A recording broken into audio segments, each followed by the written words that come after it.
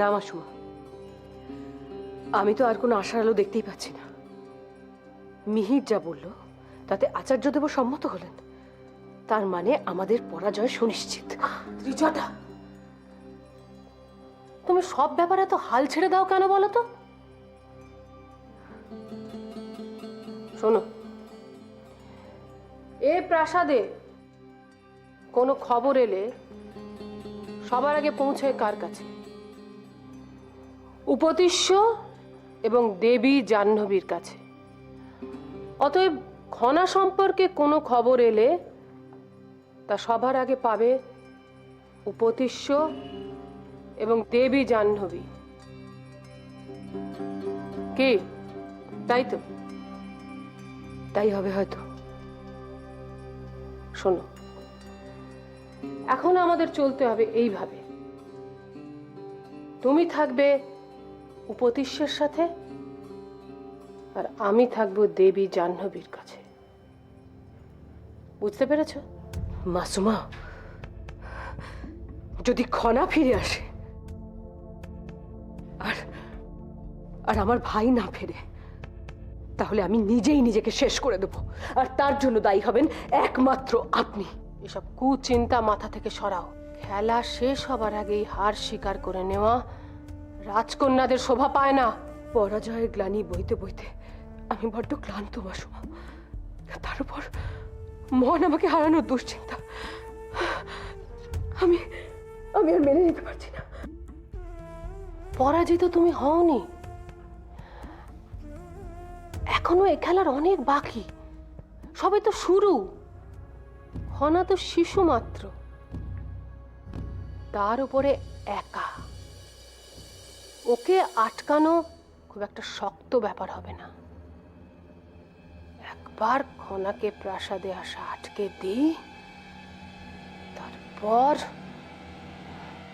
তারপর না হয় মহান আমার খোঁজ করা যাবে। কোথায় মাসুমা? কোথায় খুঁজবো আমি মহানামাকে? বাইরে এরকম প্রাকৃতিক বিপর্যয় গেল, ওকে তো। ত্রিজটা, তোমাকে আমি অনুরোধ করছি, দয়া করে এসব কুচিন্তা করা বন্ধ করো। কিন্তু মিহির আর আচার্যদেব, ওরা তো টের পেয়ে গেছে যে খনা ফিরে আসছে। তার মানে আমাদের সমস্ত পরিকল্পনাটাই বিফলে গেল। না, বিফলে যায়নি। কেন বিফলে যাবে? খনাকে রক্ষার দায়িত্ব ছিল জয়দ্রথের ওপর। আমরা তো প্রমাণ করতে পেরেছি যে খনাকে রক্ষার ব্যাপারে জয়দ্রথ অক্ষম। কিন্তু মাসুমা, জয়দ্রথ যদি খনাকে খুঁজে পায়, খনা যদি জয়দ্রথের সাথেই ফিরে আসে, তখন? তাহলে তো একটা দুশ্চিন্তা থেকেই যায়। এ ব্যাপারে নতুন কিছু ভাবতে হবে। আবার নতুন ভাবনা? সেসবেও আর কোনো ফল হবে বলে তো মনে হয় না। হতেই হবে। যে কোনো যুদ্ধই সহজে জেতা যায় না, তার জন্য ধৈর্য ধরতে হয়। আর সেই ধৈর্যটাই তুমি রাখতে পারছো না ত্রিজটা। কিসের ধৈর্য?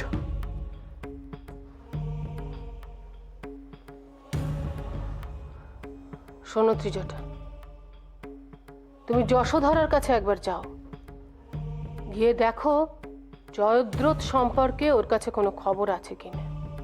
কিন্তু তাতে কথা বাড়িও না ত্রিজটা, যা বলছি তাই করো।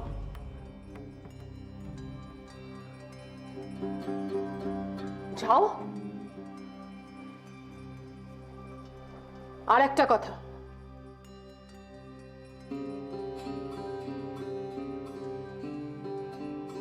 যশোধরার সাথে খুব মিষ্টি করে কথা বলবে। তুমি কিন্তু বিশেষ উদ্দেশ্য নিয়ে ওর কাছে যাচ্ছ। তুমি ধৈর্য হারিও না। ও যাতে তোমার উপর ভরসা করতে পারে আর বিশ্বাস করে তোমাকে সব খবর দিয়ে দেয়। যাও।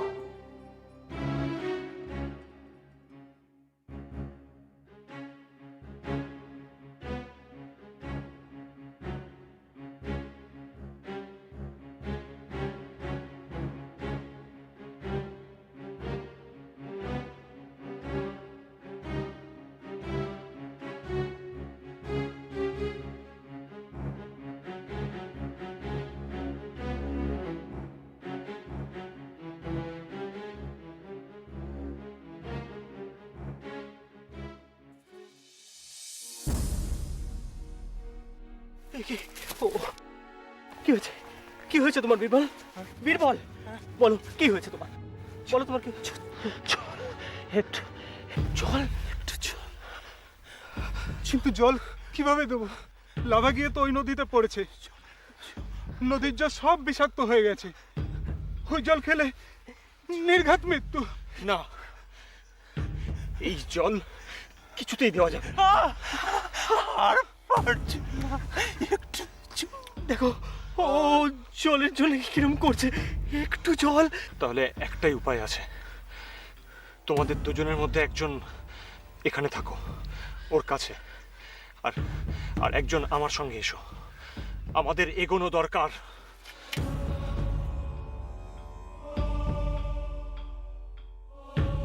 আর কিছুক্ষণ পরে এরকম হাল আমাদেরও হবে।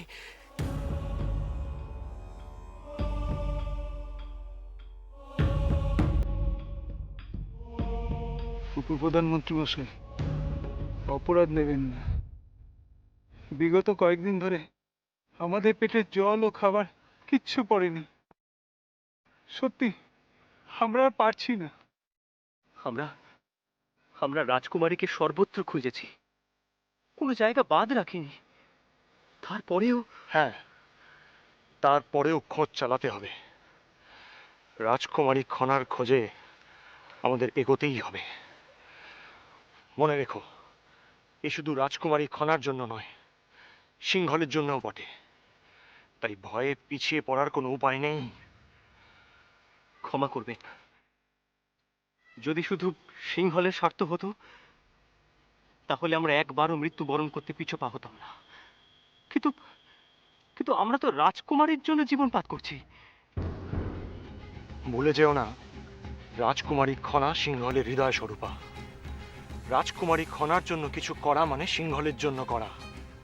আর তাছাড়া তোমরা রাজবংশের প্রতি কর্তব্য করতে পিছিয়ে আসতে চাইছো। ক্ষমা করবেন, কিন্তু কিন্তু রাজ পরিবারের প্রতি আমরা যথেষ্ট কর্তব্যপরায়ণ। এই বিষয়টা কি আবার আমাদের প্রমাণ করে দিতে হবে?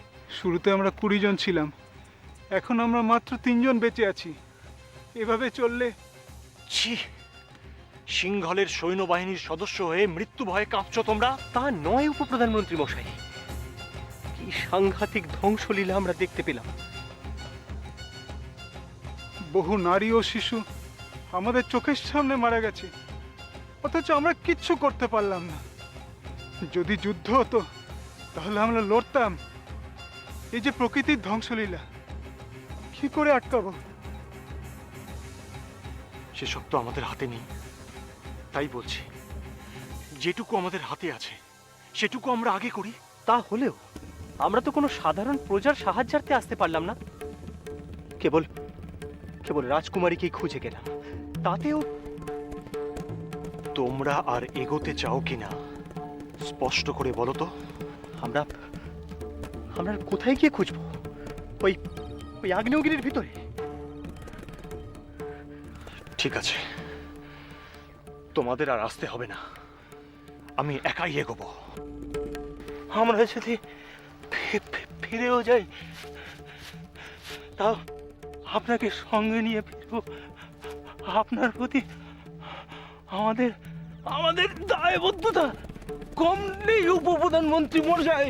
তোমরা ফিরে যাও।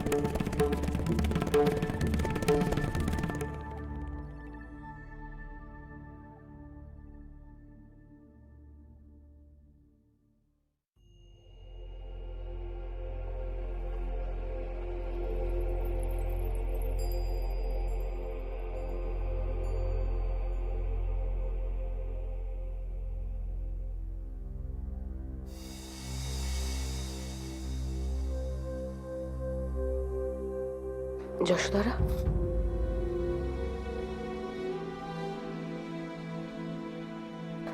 না না, এ তুমি এ তুমি কি করছো? এ তো মহা অলক্ষণে। ছি ছি। রাজুদি, রাজুদি, আমার স্বামীর কোনো ক্ষতি হবে না তো? উনি সুস্থ আছেন তো? কিচ্ছু হবে না জয়দ্রথের। তুমি তুমি কোনো চিন্তা করো না। তবে তোমার চোখে জল?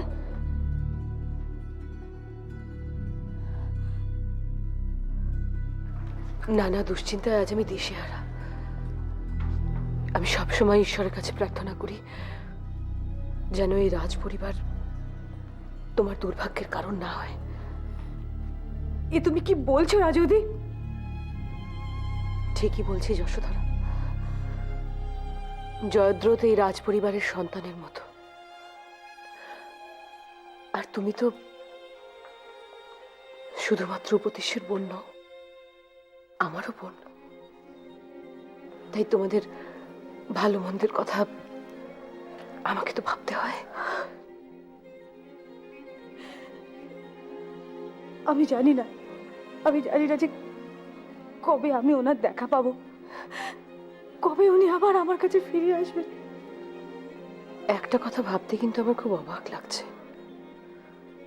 এইরকম একটা প্রাকৃতিক অবস্থার মধ্যে উপদেশ্য জয়দ্রথকে প্রাসাদের বাইরে যেতে দিল কেন? আর যদি দিলই, তাহলে তার সাথে আরো বেশি করে সৈন্য কেন পাঠালো না? আরো বেশি সৈন্যর কি প্রয়োজন ছিল? নিশ্চয়ই ছিল, কারণ জলদস্যুদের কি উদ্দেশ্য সেটা তো আমাদের কাছে পরিষ্কার নয়। জলদস্যুরা কেন হঠাৎ করে রাজরক্ত পিপাসু হয়ে উঠলো সেটা তো আমরা কেউ জানি না। তাই তাহলে কি হবে? ওনাকে আমি কোনোদিন পাবো তো? জলদস্যুরা ওনাকে? না না, তুমি তুমি এখনই এইসব নিয়ে চিন্তা করো না যশোধরা। আচ্ছা, তুমি কি উপদেশ্যকে জিজ্ঞেস করেছো সে জয়দ্রথের কোনো খবর পেয়েছে কিনা? না, আসলে দাদা এত ব্যস্ত আছেন যে ওনার সাথে কথা বলার সুযোগ হয়নি। সত্যি বলতে কি, জলদস্যুরা তো খুব ভয়ঙ্কর হয়। ওরা যদি জানতে পারে যে জয়দ্রথ খনাকে উদ্ধার করার জন্য গেছে, তাহলে হয়তো। রাজুদি, রাজুদি, তোমরা আমার কাছে কিছু লুকোচ্ছ না তো? বলো না রাজুদি, উনি সুস্থ আছেন তো? রাজুদি, বলো না রাজুদি, তোমার আমার দিব্যি। প্রণাম আচার্যদেব। নতুন কোনো সংবাদ আছে কি আচার্যদেব? আসলে এতদিন ধরে যা সংবাদ শুনছি তা দুর্ভাগ্যের। তাই যখন শুনলাম আপনি আমাকে এখানে ডেকে পাঠিয়েছেন, আমার দুশ্চিন্তা বাড়ছে। দেবী জাহ্নবী, যে খবর আমি আপনাকে এই মুহূর্তে দেব তা অত্যন্ত তাৎপর্যপূর্ণ। তাৎপর্যপূর্ণ? তাহলে কি আগ্নেয়গিরির অবস্থা আরো অবনতি হতে পারে? আপনি এত শঙ্কিত কেন হচ্ছেন? না, মানে আমি। দেবী জাহ্নবী, এই মুহূর্তে আমার এইটুকুই বলার যে এখন আমাদের সমস্ত শক্তি খনাকে খোঁজার ব্যাপারে নিয়োগ করা উচিত। আচার্যদেব, আপনি জানেন না খনার বিষয়ে আপনার কাছ থেকে কোনো খবর শোনার জন্য আমরা কতটা অধীর আগ্রহে অপেক্ষা করছিলাম। ঐশিকা আর উপদেশ্য প্রতি মুহূর্তে অপেক্ষা করছে খনার বিষয়ে আপনি কখন মুখ খুলবেন। তাই দয়া করে বলুন আচার্যদেব, খনার বিষয়ে কি আমরা কোনো শুভ সংবাদ আশা করতে পারি? সময় এর সঠিক উত্তর দেবে দেবী জাহ্নবী।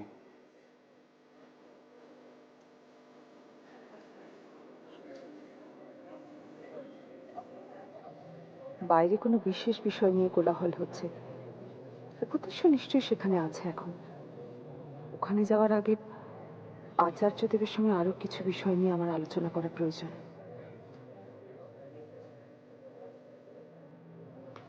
আরেকটা কথা আচার্যদেব, খনাকে খোঁজ করার পরে আমার মনে হয় মহানামা আর জয়দ্রথকে খোঁজ করার প্রয়োজন আছে। এই প্রাকৃতিক দুর্যোগের মধ্যে ওরা তো প্রাসাদের বাইরে। আপনার এই বিষয়ে কি মতামত?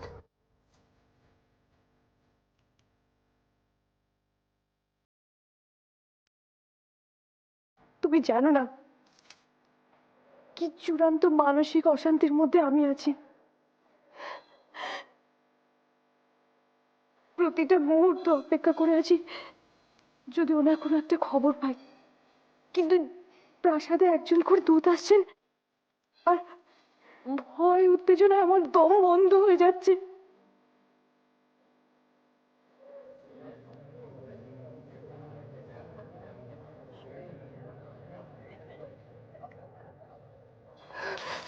রাজবতী, ভয় পেও না, চলো তো দেখি কি হয়েছে। এসো। না না না রাজবতী, এত সাহস আমার নেই, আমি যেতে পারবো না। আমি আছি তো তোমার সঙ্গে, এসো, কিচ্ছু হবে না, এসো তুমি। তোমাদের তোমাদের জয়দ্রথের কথাটা একবারের জন্য ভাবা উচিত ছিল। জয়দ্রথের অনুগত্যের কথা ভাবা উচিত ছিল। ছেলেটিকে তোমরা একা ছেড়ে দিয়ে চলে এলে। ছি! দাদা, দাদা আপনি এক্ষুনি ওনার নাম নিচ্ছিলেন, বলুন না আপনি কি ওনার কোনো সংবাদ পেয়েছেন? চুপ করে থাকবেন না দাদা, বলুন না আপনি কি ওনার কোনো সংবাদ পেয়েছেন? দাদা, উপদেশ্য, জয়দ্রথ শুধুমাত্র তোমার ভগ্নিপতি নয়, সে মন্ত্রিসভার একজন গুরুত্বপূর্ণ সদস্য। তার সম্পর্কে জানার অধিকার আমাদেরও আছে। আর তাছাড়া যশোধরা ও স্ত্রী, ওকেও জয়দ্রথ সম্পর্কে সমস্ত তথ্য তোমার জানানো উচিত।